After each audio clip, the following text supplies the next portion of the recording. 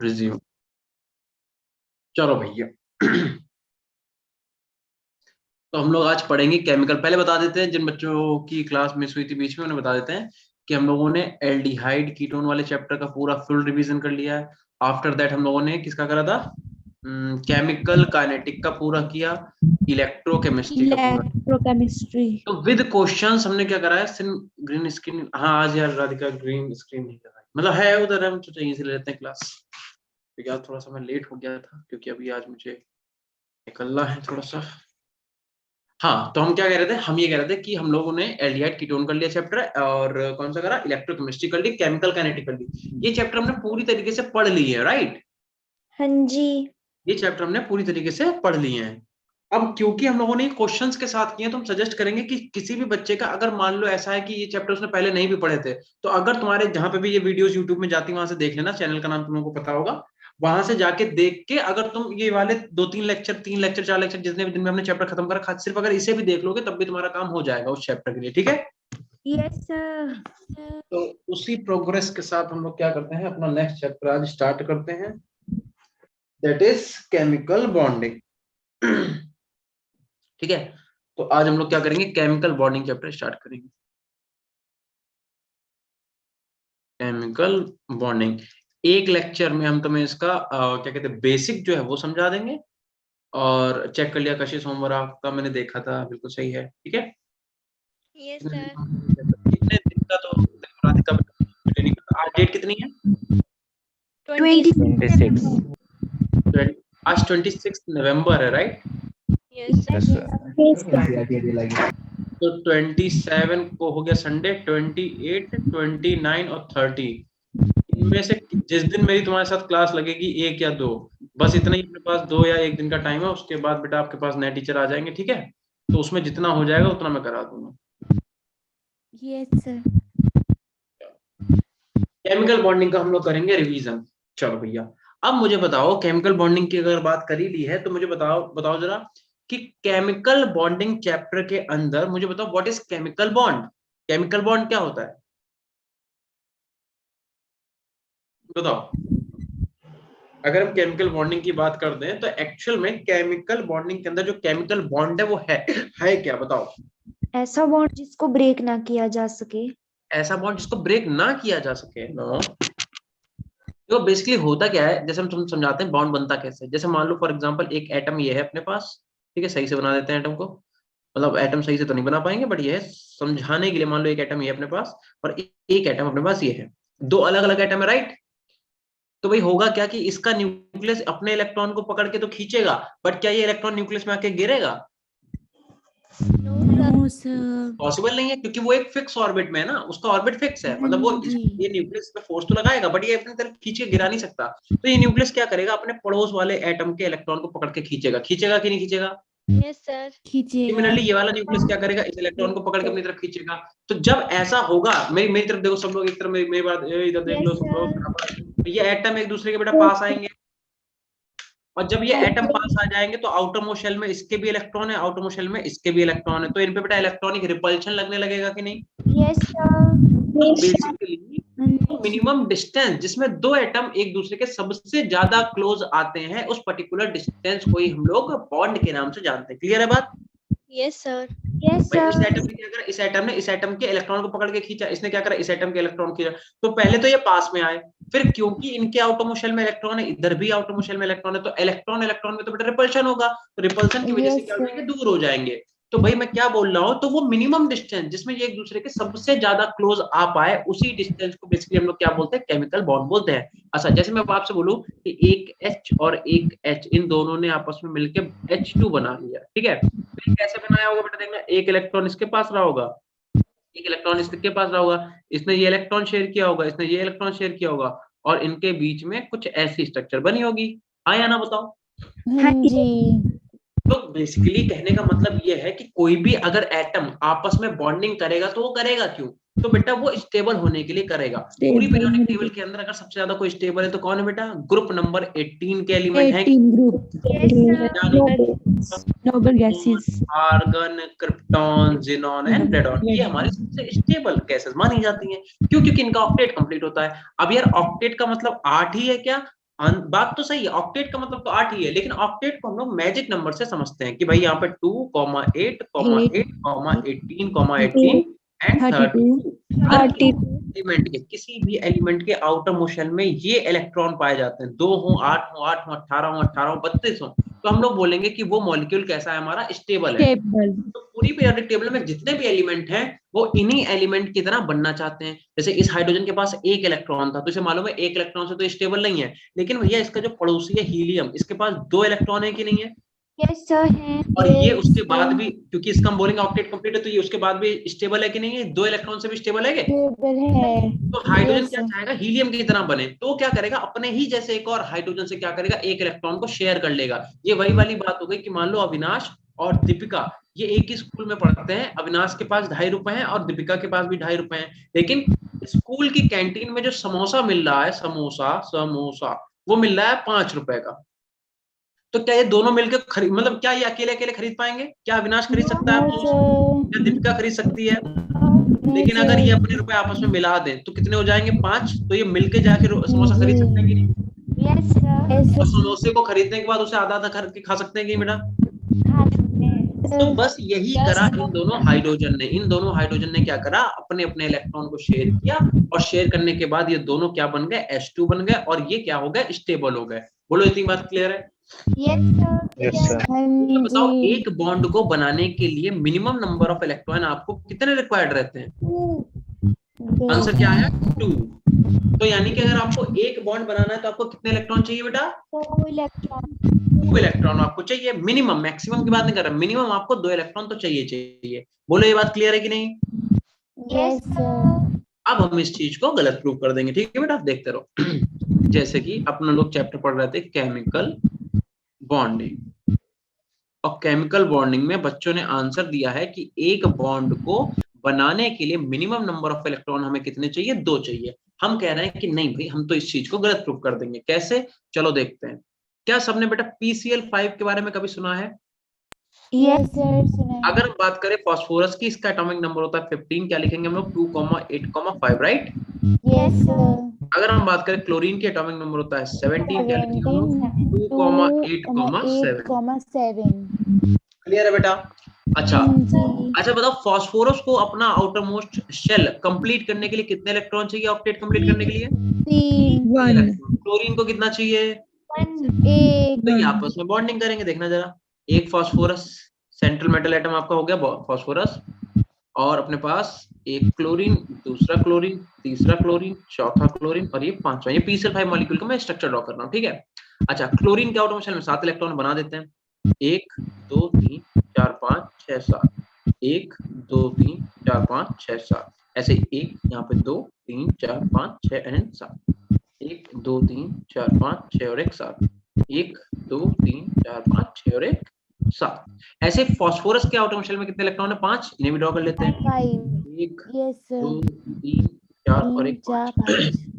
तो पहले तो भाई बात करते हैं क्लोरीन की। क्लोरीन को अगर अपना ऑक्टेट कंप्लीट करना है तो फास्फोरस से वो 1 इलेक्ट्रॉन ले लेगा, तो इसके पास 7 इलेक्ट्रॉन, क्या करेगा, 1 इलेक्ट्रॉन लिया, ऑक्टेट कंप्लीट। इसने क्या करा, 1 इलेक्ट्रॉन लिया मतलब शेयर किया, ध्यान रखना, ऑक्टेट कंप्लीट। इसने क्या करा, 7 इसके पास थे, 1 इससे लिया, 8 हो गए, 7 इसके पास थे, 1 लिया, 8 हो गए।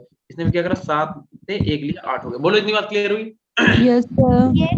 तो क्या सारे क्लोरीन एटम को हम लोगों ने स्टेबल कर दिया बेटा? कर दिया। ये कर अच्छा, दिया। अब जरा ध्यान से देखना, फास्फोरस के आउटर मोस्ट शेल में ऑलरेडी कितने इलेक्ट्रॉन है बेटा? 5। इसे अपना ऑक्टेट कंप्लीट करने के लिए कितने इलेक्ट्रॉन और चाहिए? 3 इलेक्ट्रॉन चाहिए। 3 देने वाले कितने लोग हैं? 5। तो क्या 5 से ले पाएगा क्या बेटा? नहीं। No, sir. ये करेगा क्या, ये भैया इस वाले क्लोरीन का इलेक्ट्रॉन यूज कर लेगा, इस वाले क्लोरीन का इलेक्ट्रॉन यूज कर लेगा, और इस वाले क्लोरीन का इलेक्ट्रॉन यूज कर लेगा। जो इसके ज्यादा पास होंगे उनके क्या करेगा, इलेक्ट्रॉन यूज कर लेगा, ठीक है? अब जरा एक बात बताओ, अब आपने ये जो स्ट्रक्चर बनाई, कौन सी स्ट्रक्चर, PCl5 की। अगर तुम लोगों ने कभी किसी फॉरेन राइटर की बुक वगैरह पढ़ी होगी तो तुमने उसमें बुक में एक चीज नोटिस की होगी, PCl5 स्ट्रक्चर में क्या होता है बेटा, कि ये वाला बॉन्ड तो ऐसे बना होता है, ये वाला बॉन्ड भी ऐसे बना होता है, ये वाला बॉन्ड भी ऐसे बना होता है, बट ये वाले बॉन्ड जो होते हैं वो सिंगल हेडेड एरो से बने होते हैं, ये ऐसे बने होते हैं।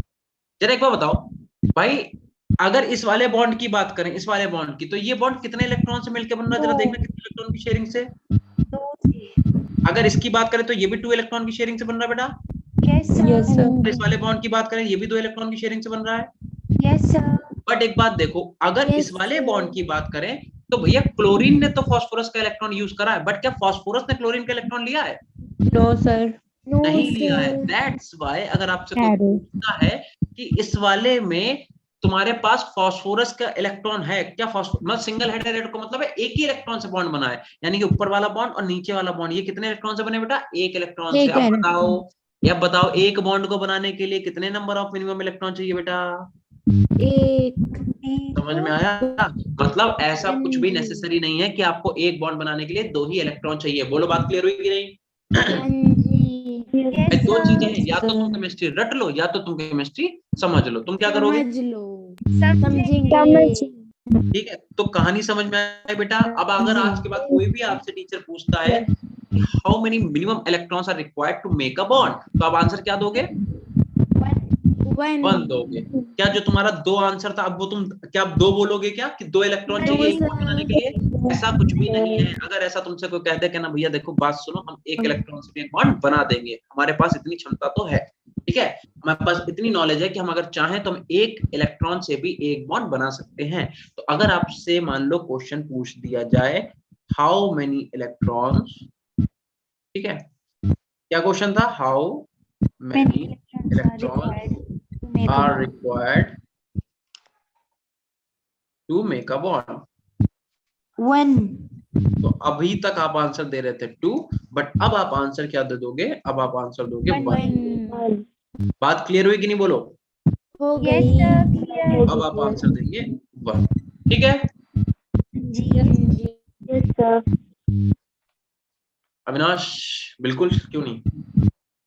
ठीक है, देखो, सो बेसिकली तुम लोगों को पूरा कॉन्सेप्ट समझ में आया? देखो फास्फोरस ने बेटा क्यों नहीं लिया यार, एक बात बताओ, अपने ऑक्टेट में बेटा 8 ही इलेक्ट्रॉन तो रख सकता है।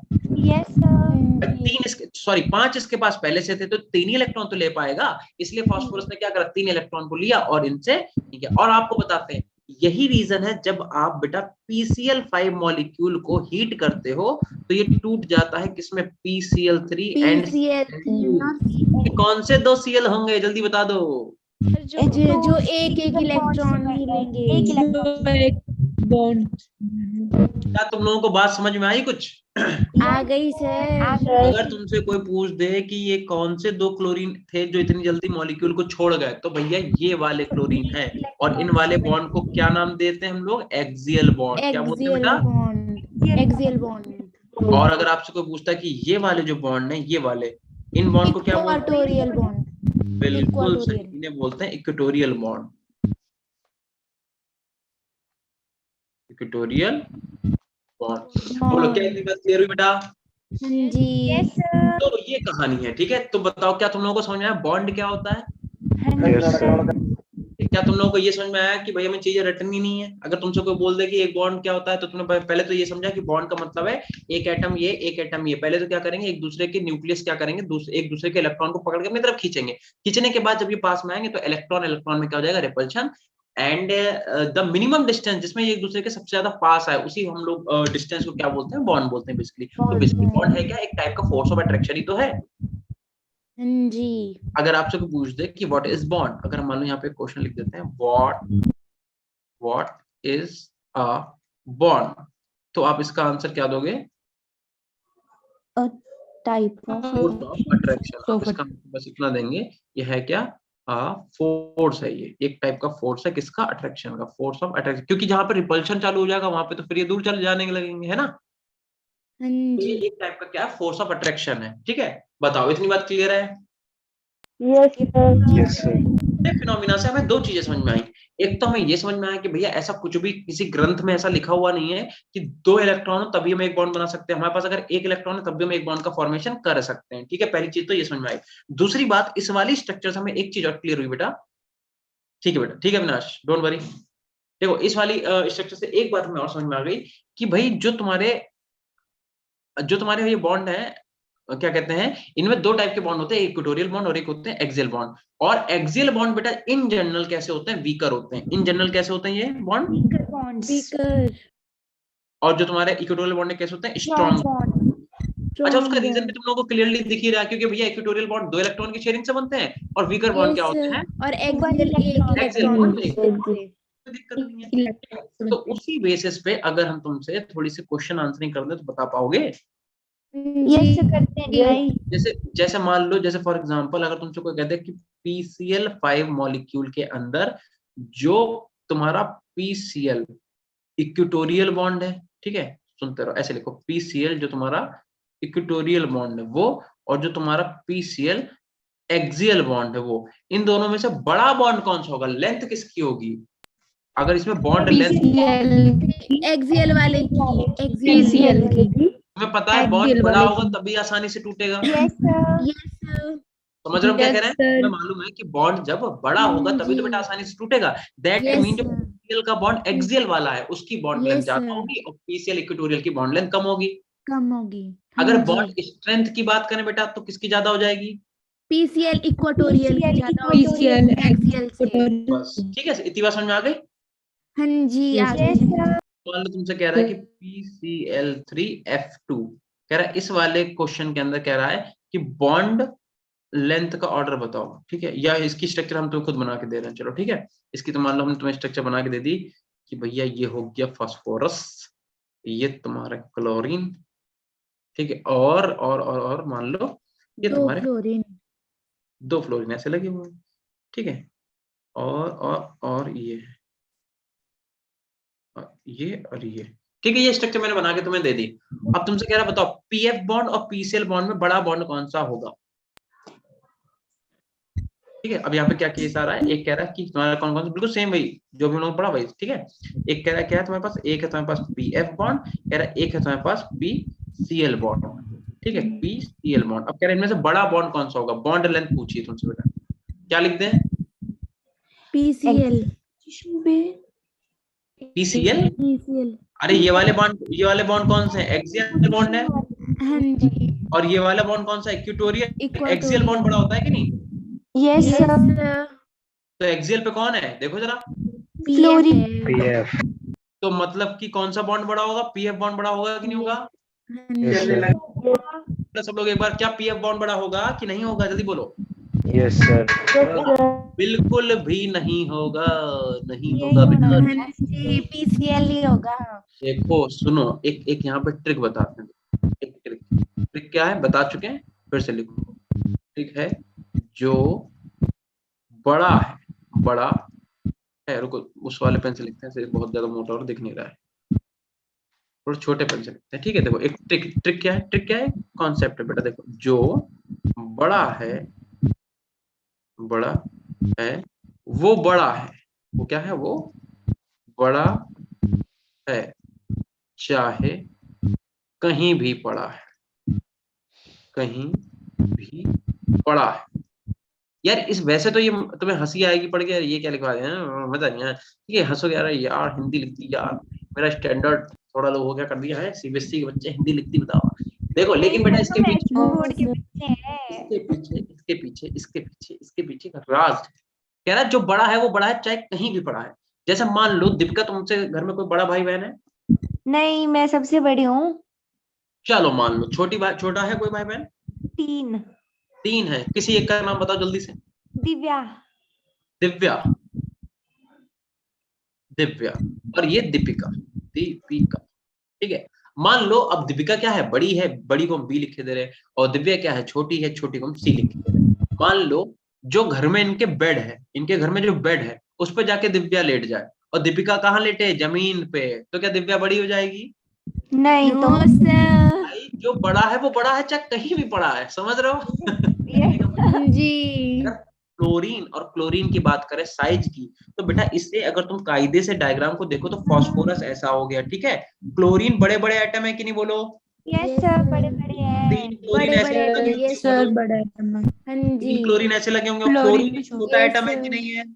बहुत छोटा। यस सर, छोटा। ये है कि अब तुम इनके न्यूक्लियस को मिला के देख लो भैया, तो जो तुम्हारा बड़ा एटम है वो बड़ा ही रहेगा, चाहे तुम उसे एक्सियल पोजीशन पे रखो चाहे तुम उसे इक्वेटोरियल पोजीशन पे रखो, और जो छोटा बॉन्ड है वो छोटा ही रहेगा, तुम उसे कहीं भी रखो। समझ गए हम क्या कहना चाह रहे हैं? Yes sir. कभी आपको क्या समझाना चाह रहे हैं कि आपको समझ पाए बेटा?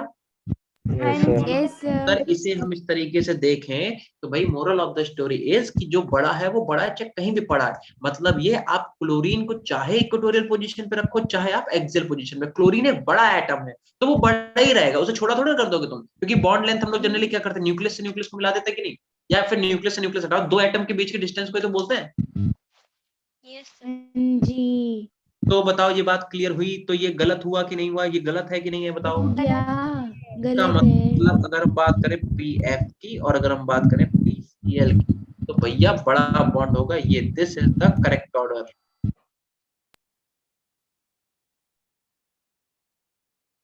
समझे कि नहीं समझे, बताओ। समझ गए। वही है, अब बॉन्डिंग जो है तुम्हारा एक इतना इंटरेस्टिंग क्या कहते हैं चैप्टर है, अगर तुम्हें इसे डिटेल से थोड़ा पढ़ाया जाए, अब तो जैसे खैर टाइम बचा भी नहीं है, बट अगर इसे डिटेल से पढ़ाया जाए, पहली बात तो तुम्हें बता दें केमिकल बॉन्डिंग के बेटा 16 नंबर की वेटेज है तुम्हारे एग्जाम में, ध्यान रखना। तो ये एक बहुत ही हैवी वेटेज का चैप्टर है, तो इसे अगर बिल्कुल भी हल्के में लेके जा रहे हो कि यार ये तो कर लेंगे, तो ध्यान रखो, देख लो 2 पेज अभी तक हम लोगों ने पढ़े हैं, 1 पेज ये पढ़ा है, 1 पेज ये पढ़ा है, और 2 पेज में तुम्हारा जो भ्रम था वो दूर हुआ कि नहीं हुआ? हुआ, दूर हो हुआ। गया।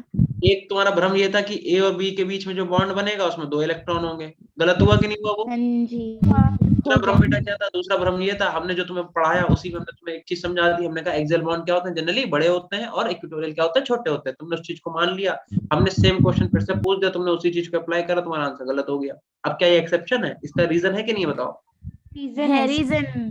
तो बेसिकली कोई मतलब एक्सेप्शन जैसे कोई चीज ही नहीं है, हर चीज के पीछे एक रीजन है, तो हमने उस रीजन को क्या कर लिया, समझ लिया। तो अगर तुम लोग चाहो तो इसे नोट कर लो और उसके बाद अगला पेज नोट कर लो। कर लिया है सर। कुछ बच्चों ने नहीं किया, एक बार जल्दी से नोट कर लो बेटा।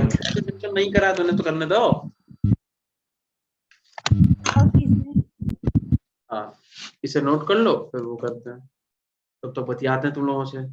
आज मेरी लास्ट क्लास है अविनाश। अच्छा तुम्हारी लास्ट क्लास है आज, मेरी भी बेटा लास्ट क्लास है, आज के बाद तुम्हारी क्लास नहीं होगी, क्योंकि अभी क्लियर नहीं है कि मंडे ट्यूसडे मेरी लग, क्योंकि आशु सर की लगती में भी, आशु सर और शारिक सर की शायद लगेगी, या शायद मेरी लगेगा, आई डोंट नो। ठीक है, तो may be it can be the last. ठीक है, कोई आइडिया नहीं है, बढ़िया है कि जितना पढ़ सकते उतना पढ़ेंगे, अगर लगेगी तो आगे कंटिन्यू करेंगे, नहीं लगेगी तो कोई बात नहीं।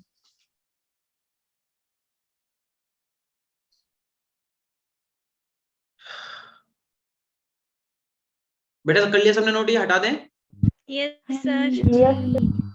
चलो इसे भी छाप दो, विद डायग्राम जैसा मैंने लिखा है वैसे लिखोगे, कोई अपनी तीरंदाजी नहीं दिखाएगा, ठीक है? Okay sir.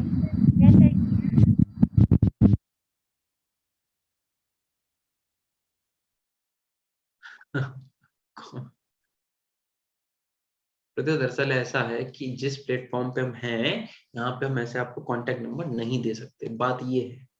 सर रहो, समझ रहे हो?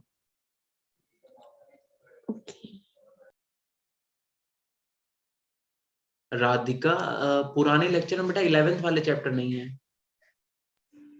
ठीक है? देखो हमने तुम लोगों को 11th वाले स्टार्ट कराए थे, बट 11th वाले सारे कहाँ चैप्टर हो पाए, तब तक तुम लोग के एग्जाम आ गए थे, फिर हम लोगों ने 12th स्टार्ट कर दिया था। ठीक है, तो 11th सर हमारे लिए थोड़ा अलग नहीं हो जाएगा? आई मीन बिल्कुल बेटा हो जाएगा, बट अब वही है यार, देखो हमें जैसे ऑर्डर दिए गए, हम टीचर, ठीक है, तो मुझे जैसा ऑर्डर दिया गया भैया हमने उस चीज को फॉलो किया। अगर हमसे बोला जाएगा आगे पढ़ाने को तो हम आगे भी पढ़ाएंगे, और सेजल बेटा ये तो आपके ऊपर डिपेंड करता है, आप लोग चाहोगे तो बिल्कुल आगे पढ़ाएंगे, आप लोग नहीं चाहोगे तो नहीं पढ़ाएंगे, it is totally dependent on you. ठीक है, पहली बात तो जहां तक है कि टीम है, ठीक है, आपको पढ़ाने के लिए, बट फिर भी इन केस मान लो 1% को आप पढ़ोगे, आपको नहीं समझ में आता है, तो आप लोग कह सकते हो सर से, साहिल सर से, आलम सर से, क्योंकि एक ये देखो अगर स्टूडेंट के बिहाफ से देखा जाए तो एक ये कहीं ना कहीं चीज है कि यार एग्जाम आने के बिल्कुल वी कैन से दैट कि 3 महीने पहले टीचर चेंज कर देना तो थोड़ा सा है, बट ठीक है अब क्या कर सकते हैं, जो है वो है। बट अगर तुम लोगों को कोई दिक्कत आए तो तुम बोल सकते हो, ऐसा कुछ नहीं हो, तुम्हारे ऊपर है। ठीक है राधिका, ये आपके ऊपर है बेटा। पुराने लेक्चर बेटा इन सारे चैप्टर के होंगे ही नहीं, जैसे केमिकल बॉन्डिंग मैंने पढ़ाया ही नहीं है 11th वाला तुम लोगों को, फिर उसके बाद मैंने states of matter, thermo, then उसके बाद इक्विलिब्रियम। इक्विलिब्रियम भी, ये सब नहीं पढ़ाया है ना? इक्विलिब्रियम। नहीं शर्मा जी ऐसा नहीं हो सकता ये थोड़ा सा मतलब इलीगल टाइप चीजें हो जाती है, मतलब नंबर ऐसा है कि फिर वो ये हो जाता है कि हमें लाइक तुमसे कुछ, समझ रहे हो, तो गलत थोड़ा सा इम्पैक्ट डालता है, इसलिए नंबर बेटा नहीं दे सकते। बाकी हाँ, अगर आप जुड़ना चाहो तो कई सारी चीजें जहाँ पे आप जुड़ सकते हो, ठीक है, कि जैसे कुछ बच्चे जुड़े हुए भी हैं, तो बस ठीक है। Yes sir. हाँ सर यार, पर हमें तो आपसे ही पढ़ना था राधिका, वही मैं बोल रहा हूँ, अगर आप लोग कहोगे तो हो भी जाएगा, ऐसा कुछ मैं बोला ना, ये तुम्हारे ऊपर डिपेंड करता है। सर मना कर रहे थे कि नॉट पॉसिबल। हाँ मतलब मना तो वो करेंगे ही बेटा, कि भाई अगर देखा जाए प्रैक्टिकली तुम्हारा कॉन्ट्रैक्ट तो यहीं तक था, बट वही है कि अब तुम लोगों को मान लो समझ में ही ना आए तो तुम जबरदस्ती थोड़ी ना पढ़ते रहोगे, तो फिर एक वो पॉइंट है। चलो बेटा, यहाँ तक हो गया सबका, चलें आगे। Yes sir. चलो भाई, अच्छा देखो, अब ये पूरा चैप्टर तो ऑब्वियस सी बात है, हमने बोला ना कि मुझे भी नहीं पता आज मेरी लास्ट क्लास है या अगली क्लास लगेगी मंडे को कि नहीं लगेगी, I don't have any idea. तो इसमें जो इंपॉर्टेंट पॉइंट्स हैं उन्हें स्टार्ट करते हैं, ठीक है बेटा। हाँ जी सर। जैसे कि इसमें एक बहुत ही इंपॉर्टेंट तुम्हारा टॉपिक है हाइब्रिडाइजेशन, हाँ। ठीक है, और यहाँ से बेटा आपके बहुत सारे क्वेश्चंस बनते भी हैं। तो क्यों ना हम लोग पहले हाइब्रिडाइजेशन को, VSEPR को, MOT को, इन्हें पढ़ लेते हैं, क्योंकि पूरे Yes, चैप्टर में sir. इंपॉर्टेंट चीजें यही हैं। बाकी एक आध आपके फैजान रूल्स होगा, ये सब चीजें हैं, उन्हें भी देख लेंगे अगर टाइम मिला तो, अदरवाइज क्या ही कर सकते हैं। बताओ, स्टार्ट करें बेटा हाइब्रिडाइजेशन। हाइब्रिडाइजेशन टॉपिक वैसे तो ये बायो का है, ठीक है, तो ये केमिस्ट्री में कर क्या रहा है, हमें तो इसी बात से बड़ी चिड़न है, क्योंकि बायो में तो बेटा एक कॉन्सेप्ट है कि भाई पेरेंट प्लांट क्रॉस करके बेबी प्लांट बना, मतलब प्रॉपर इसका एक यूज है वहां पे, ठीक है। लेकिन यार केमिस्ट्री में हाइब्रिडाइजेशन का मतलब क्या है, तो हाइब्रिडाइजेशन पढ़ने से पहले मैं चाहूंगा कि आप लोग नीड ऑफ हाइब्रिडाइजेशन समझो केमिस्ट्री के अंदर, ठीक है।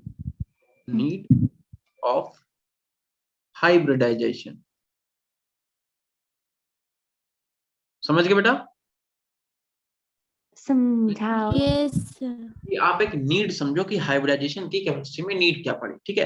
तो एक बहुत सिंपल सा फॉर्मूला है, तुम लोगों को पता है, एग्जांपल है CH4 मॉलिक्यूल, सुना है सबने CH4 बेटा। Yes sir. हम लोग अगर देखें तो बेटा कार्बन का एटॉमिक नंबर कितना होता है, 6 होता है। हम इसे क्या लिखते हैं, लिखते हैं 1s2 and 2s2 and 2p2, ऐसे लिखते हैं। यस अब जरा इसे आप थोड़ा सा ड्रॉ कर लो, तो जब आप ड्रॉ करोगे तो आपको ये समझ में आएगा कि भाई देखो, यहाँ पे तो S में 2 इलेक्ट्रॉन है, यहाँ भी 10 में 2 इलेक्ट्रॉन है, यहाँ P में कितने इलेक्ट्रॉन है, 2। और अगर आपको नहीं पता तो बता दो, किसी भी एलिमेंट के आउटर मोस्ट शेल में जितने नंबर ऑफ अनपेयर्ड इलेक्ट्रॉन होते हैं वो उतने ही बॉन्ड बनाता है। तो कार्बन के पास अनपेयर्ड इलेक्ट्रॉन कितने हैं बेटा, 2 2। इसे 2 बॉन्ड बनाने चाहिए कि नहीं बनाने चाहिए, बताओ। बनानी चाहिए। लेकिन ये कार्बन CH4 मॉलिक्यूल कितने कार्बन बॉन्ड बना रहा है, 4 4 बॉन्ड बना रहा है। तो ये तो समस्या है। तो इस समस्या का समाधान तो बहुत ही आसान है, हमें पता है भाई ये कौन सी स्टेट है, ये ग्राउंड स्टेट है। हमें इतना तो आता ही है कि हम क्या करेंगे, इसे जंप करा देंगे यहाँ पे। तो इसे इधर जंप कराओगे तो क्या होगा, देखना जरा, एक्साइटेड स्टेट का फॉर्मेशन होगा। इसका मतलब एक हमारे सामने कुछ ऐसी कंडीशन क्रिएट हो जाएगी।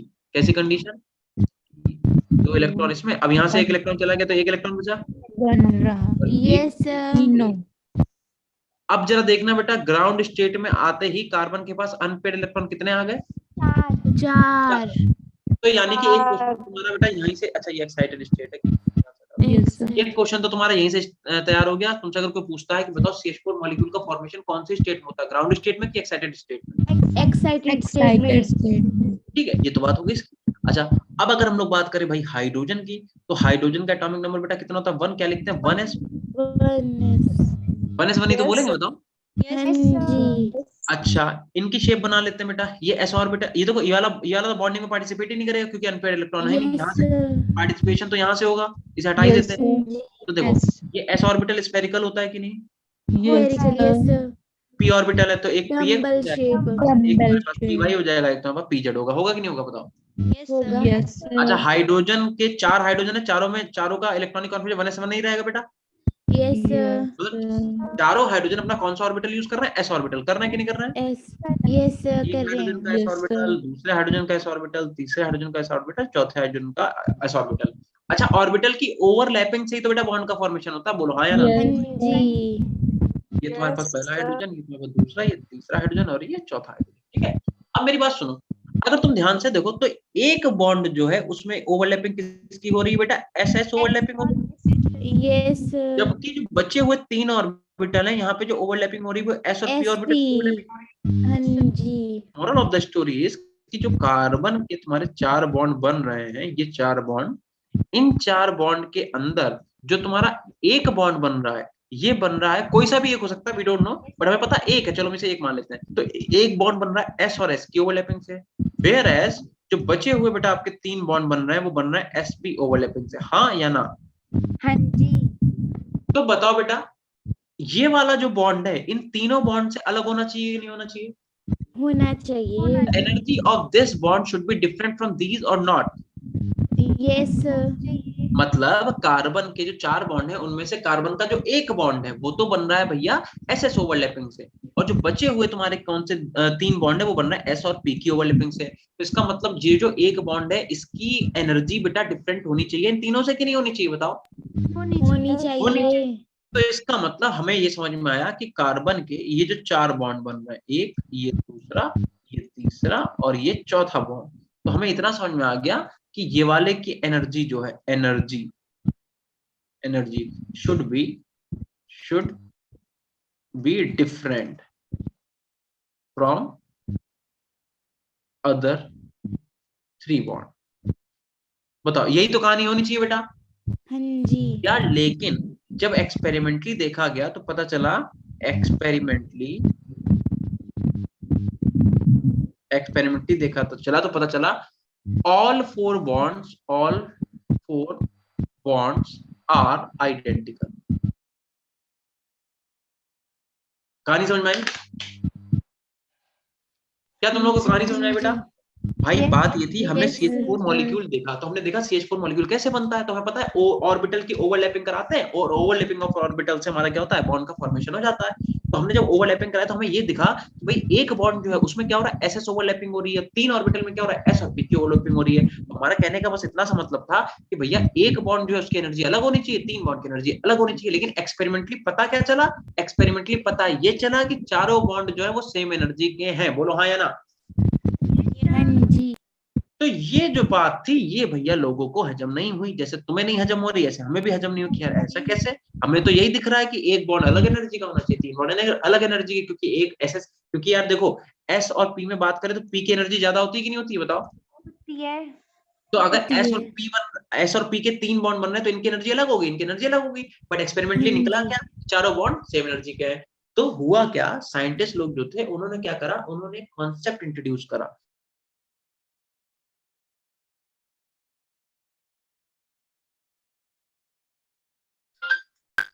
वो जो कॉन्सेप्ट था वो टोटली कैसा था बेटा, हाइपोथेटिकल। हाइपोथेटिकल क्या होता है बेटा, बता सकते हो? सर जो एक्सपेरिमेंट होता है। नहीं, हाइपोथेटिकल का मतलब होता है इमेजिनरी, मतलब ऐसा कुछ भी एक्चुअल में नहीं है। होता है, yes sir.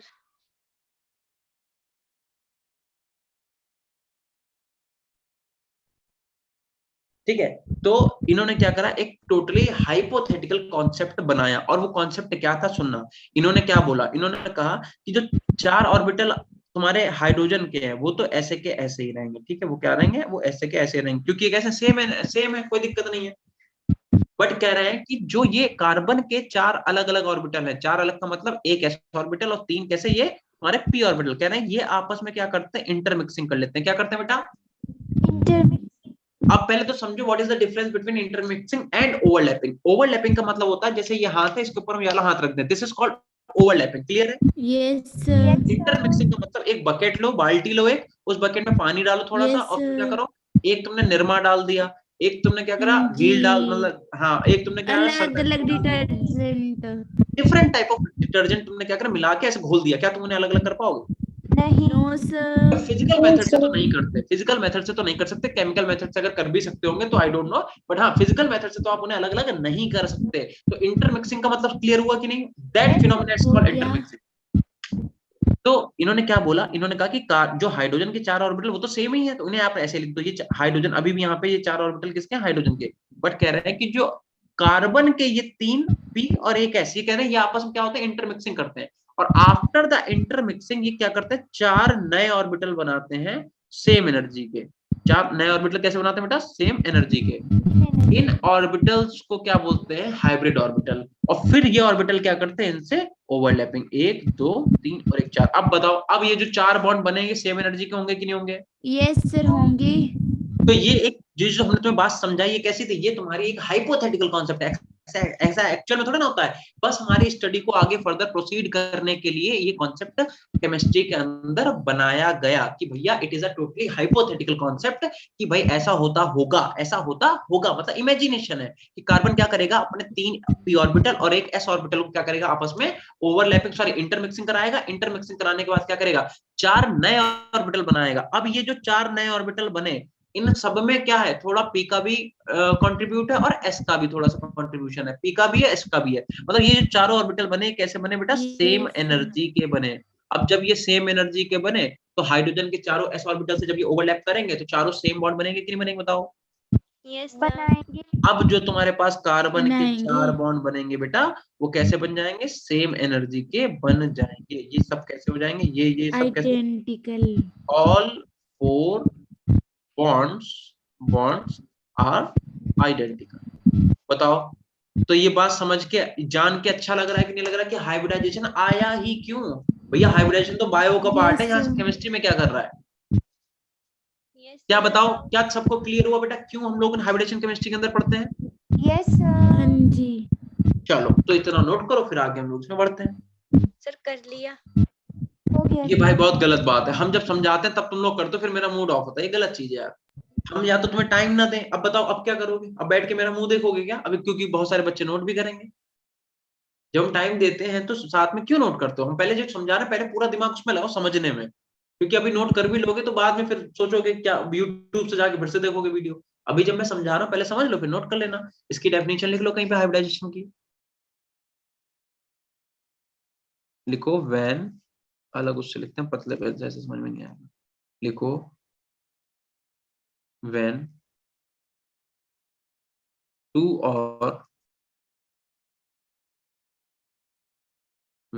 or more orbitals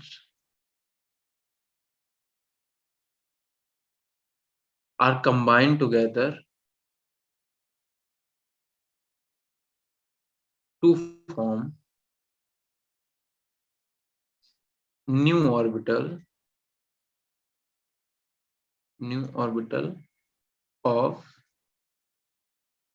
same energy,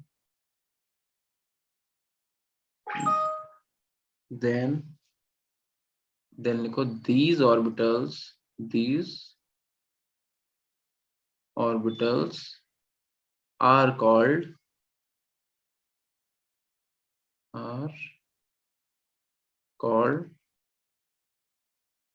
hybrid orbitals, and the phenomena is known as hybridization।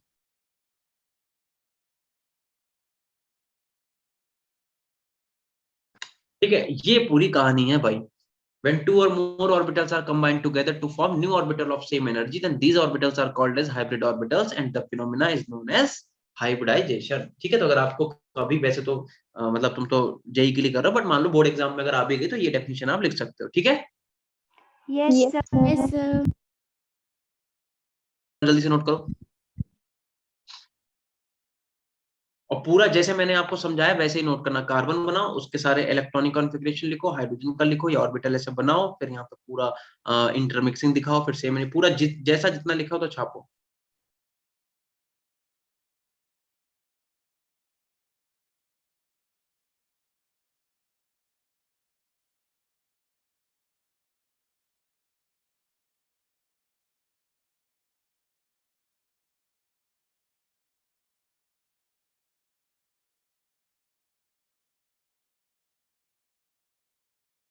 Avinash यार मैंने बताया तो भाई, this is not practically possible.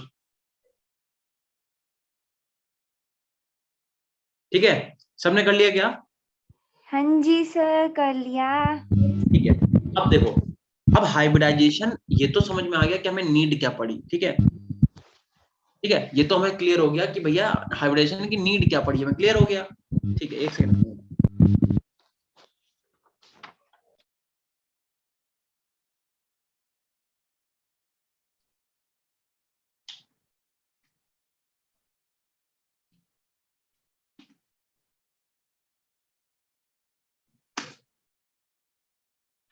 चलो मिल गया विनाश?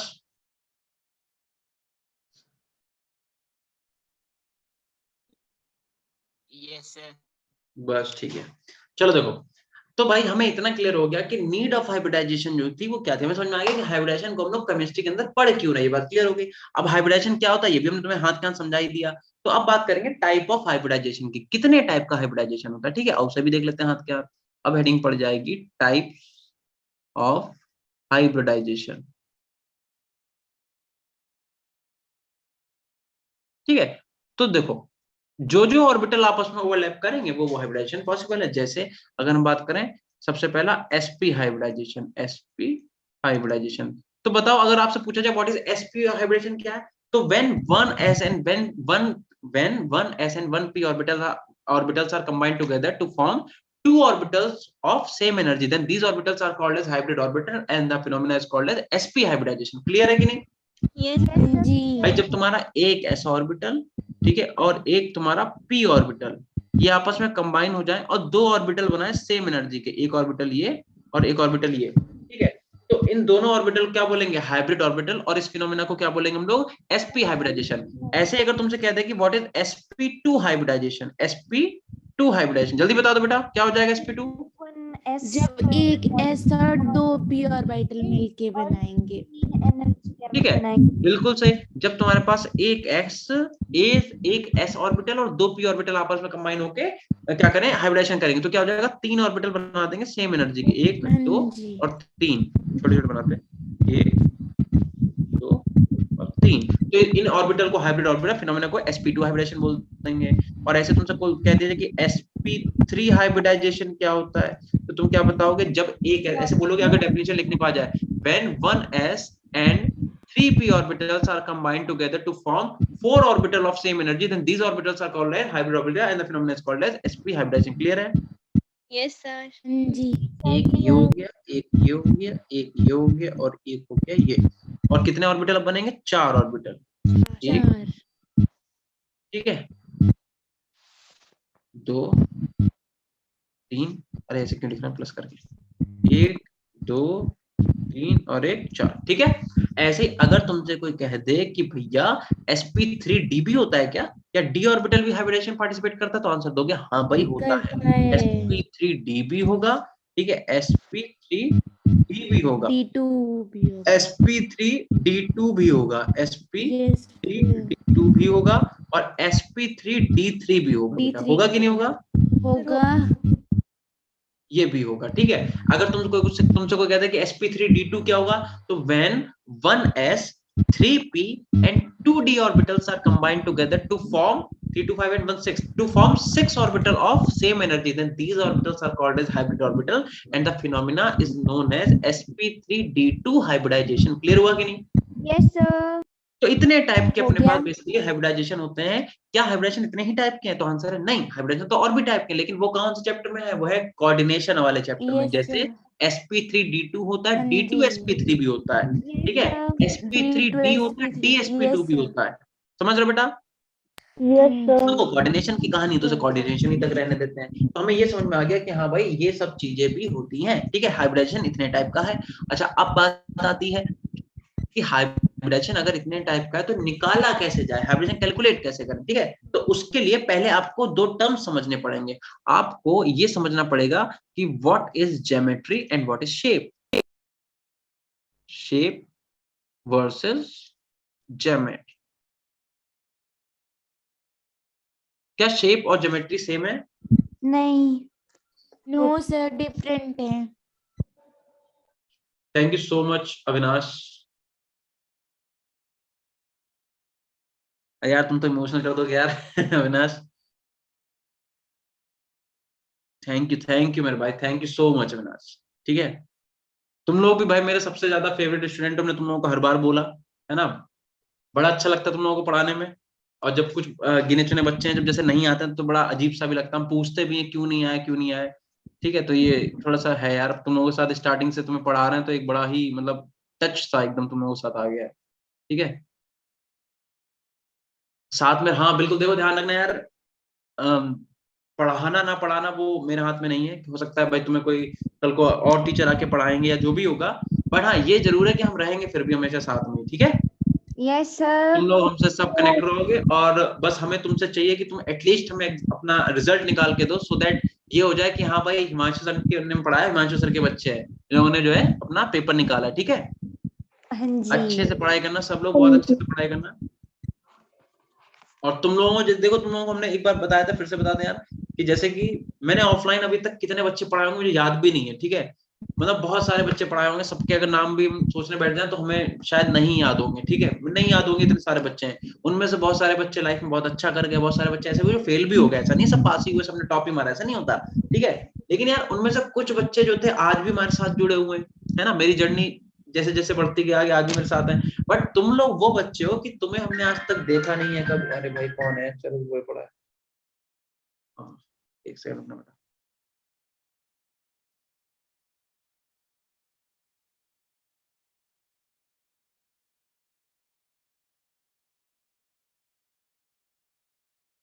तो तुम लोगों के साथ कनेक्शन मेरा इसलिए और भी हुआ कि तुम लोग यार वो बच्चे हो जैसे हमने तुम लोगों को देखा ही नहीं है, हम बस तुमसे बातें करते हैं, तुम्हारी आवाज सुनते हैं, तुम लोगों को देखो, तुम लोगों का ये कि चलो हिमांशु सर को देखा, तो अगर कभी को तुम्हें मान लो हिमाचल प्रदेश में मिलेंगे तो पहचान तो लोगे कि अरे भैया ये हिमांशु सर है।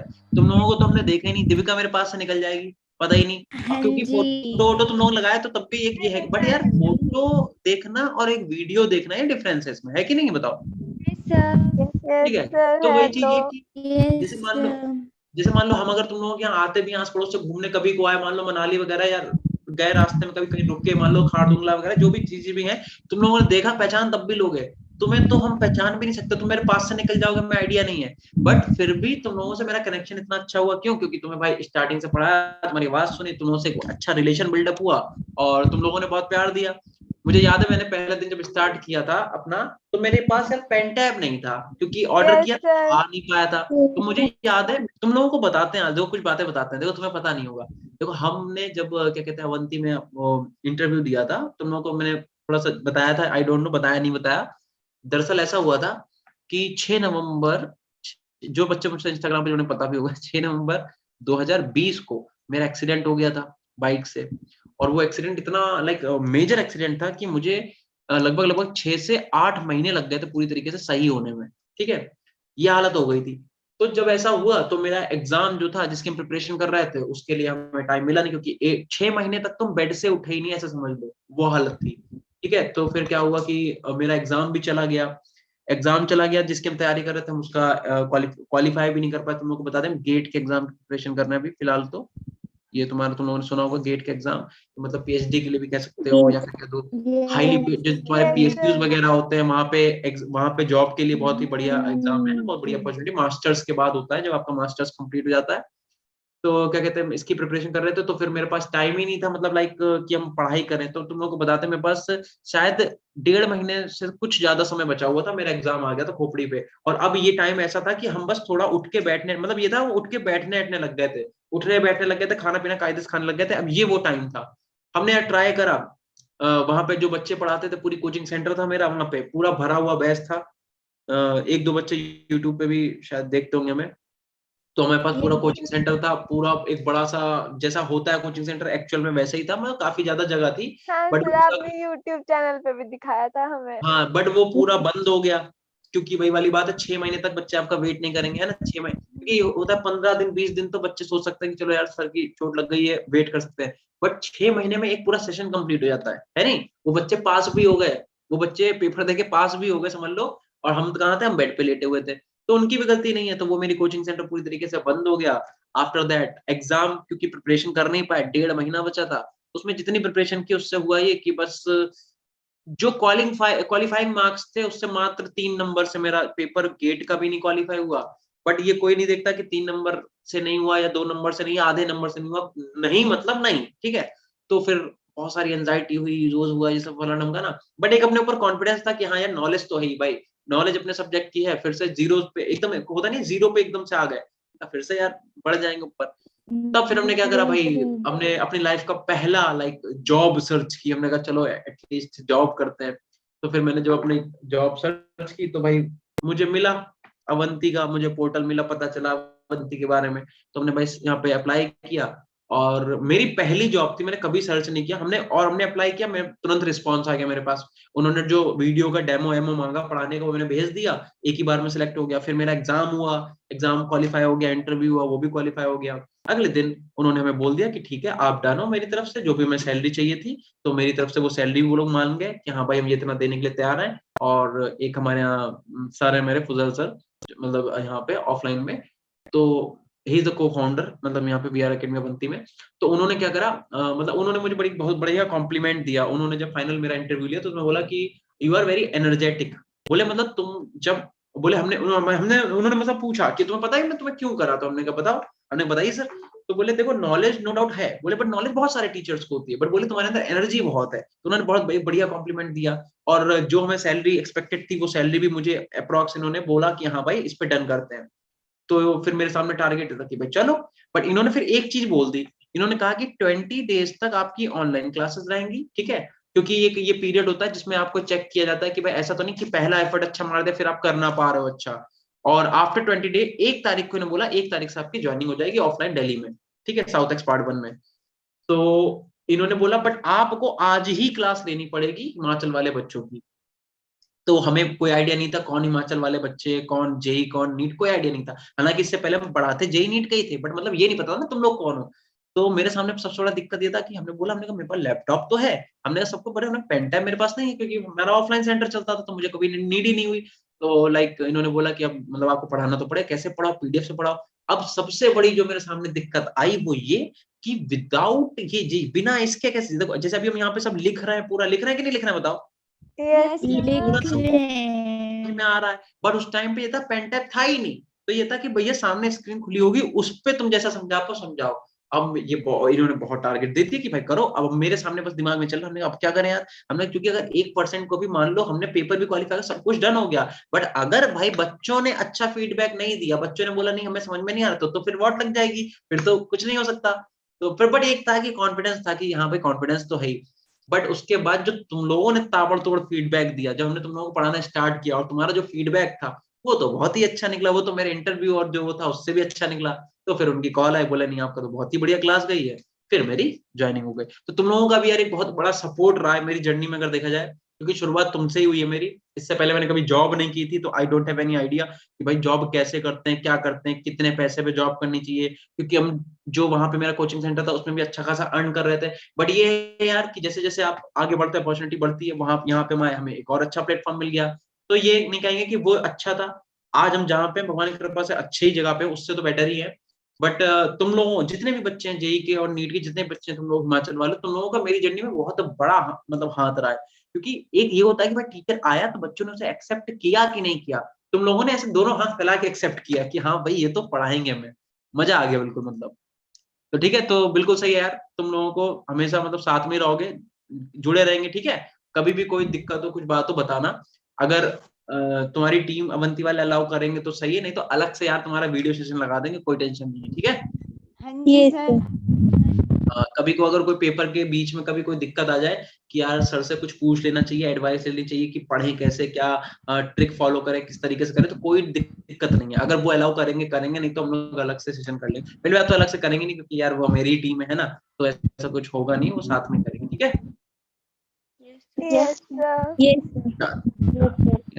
तो हाँ, तो वही है कि अब फेवरेट वाली बात जैसा अविनाश ने बोला, तो वही मैं कह रहा हूँ, फेवरेट तो तुम लोग हो मेरे, एक तरीके से देखा जाए, क्योंकि तुम लोगों की वजह से स्टार्टिंग हुई है एक तरीके से देखा जाए। तो आज हम यहाँ पे, अब आज यहाँ पे भाई ड्रॉपर का, जेई का पढ़ा रहे हैं, फिर इतने बढ़िया बढ़िया ऑफर आ रहे हैं। तुम लोगों को यकीन नहीं मानोगे कि अभी हम जहाँ पे पढ़ा रहे हैं वहां पे मुझे जो चाहिए वो सैलरी वो हमें दे रहे हैं, पर उसके बाद भी मुझसे उससे मतलब डबल डबल का मेरे पास ऑफर आ चुका है, ठीक है। तो आज उस कंडीशन पे है कि पहले हमें ढूंढनी पड़ी थी, आज से कुछ महीनों पहले, 8-7 महीने 8 महीने लगे शायद। हम लोग कब से स्टार्ट करा, मार्च से करा था ना बेटा, मैंने मार्च से किया था शायद, मार्च से स्टार्ट करा था, समझ लो मार्च से लेके अभी तक कितना हो गया, 7 महीने 8 महीने हो गए, तब ढूंढना पड़ा। आज मेरे पास ऑफर है, बट वही है आज लोग अच्छे हैं साथ में, तो अब उन्हें छोड़ नहीं सकते। चले बेटा, इसे समझाएं। Yes sir. देखो अगर आपसे कोई कहता है कि क्या शेप और ज्योमेट्री एक ही चीज है, तो आप बोलोगे नहीं भाई ये दोनों अलग अलग चीज है। अगर बात करते हैं बेटा शेप की और अगर बात करते हैं हम लोग ज्योमेट्री की, तो ज्योमेट्री का मतलब होता है it is a paper drawn structure, it is a paper paper drawn structure. Geometry का मतलब है जो आप पेपर पे ड्रॉ करते हो, ठीक है। और शेप का मतलब क्या होता है, एक्चुअल विजुअलाइजेशन, एक्चुअल विजुअलाइजेशन। कोई मैसेज कर रहा है, थैंक यू विनाश।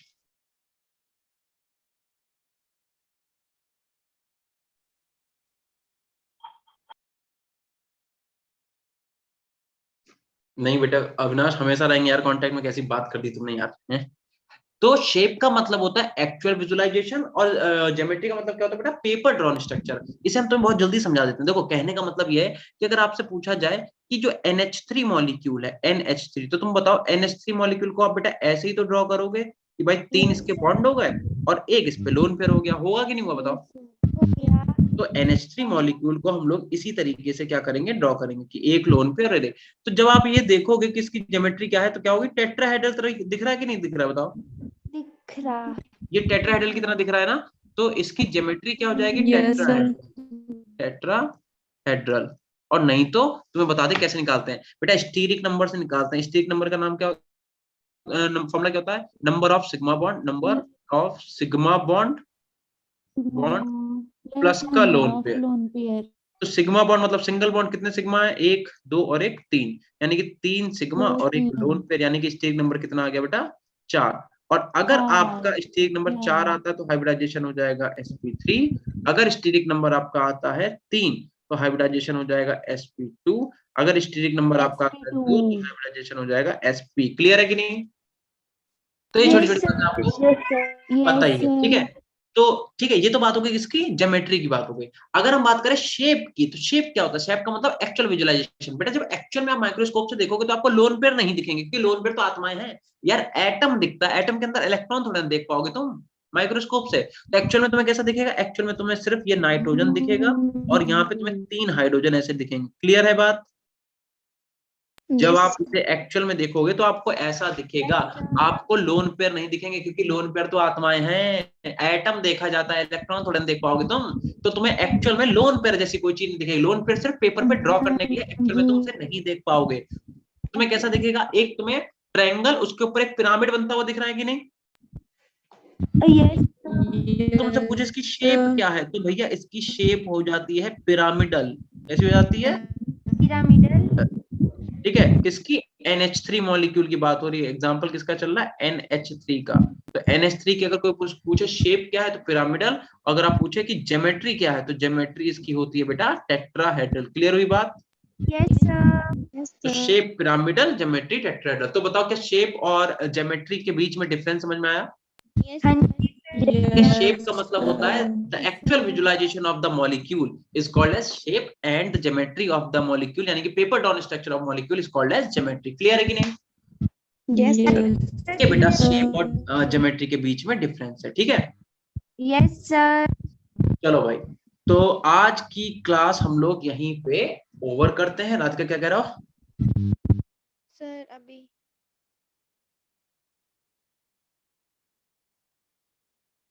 हाँ राधिका आप मुझे मैसेज, ऑनलाइन क्या होता है बेटा, टाइम ही देखो इतना नहीं मिलता, सही बताया तो पूरे दिन में तुम लोगों को, तो तुम लोगों ने तो व्लॉग वगैरह देखा तो पता होगा क्या टाइमिंग शेड्यूल क्या रहता है। Yes sir. ठीक है, हाँ हम लोग इनडायरेक्टली बातें करते रहेंगे आपस में, ठीक है। हम जब भी ब्लॉग बनाएंगे तुम लोगों को मेंशन जरूर करेंगे, ठीक है। एक बार तो तुम लोगों को लिया भी था, याद है। यस याद है सर, अविनाश गाना गा रहा था। हम तुम लोगों को बिल्कुल भूल नहीं सकते, ठीक है। हाँ अरे बिल्कुल सही अविनाश, अवनीश, ठीक है यार। सब लोग अच्छी से रैंक लेके आओ, थोड़ा सा हमारा नाम रोशन करो, मतलब लगे कि हाँ भाई हमने भी कुछ किया है नहीं। हाँ जी। अब अगर मंडे को हमारी क्लास लगेगी तो हम लोग इस चैप्टर को आगे कंटिन्यू कर लेंगे, ठीक है बेटा, जहां तक लगेगी, है ना। यस सर लगेगी। तब तक के लिए टाटा बाय बाय, मजे करो, पढ़ाई करो और अच्छे से हेल्दी माइंड के साथ पढ़ाई करो, ठीक है? कोई भी स्ट्रेस नहीं लेना है, ठीक है बेटा? जी सर। ओके चलो सर, बाय चलो बाय ठीक है, सर। खाना पीना खा के सो जाओ। Tata bye bye, bye bye Avinash, bye बेटा Radhika, Ashesh, Bye. Sakshi, Deepika, Radhika, Shane, good night बेटा। अनेश, अवनीश, डिम्पल, डिम्पल पढ़ते हैं कि नहीं डिम्पल? No sir. चलो ठीक है, bye bye, bye bye everyone, Sakshi, Good night, sir. Bye बेटा।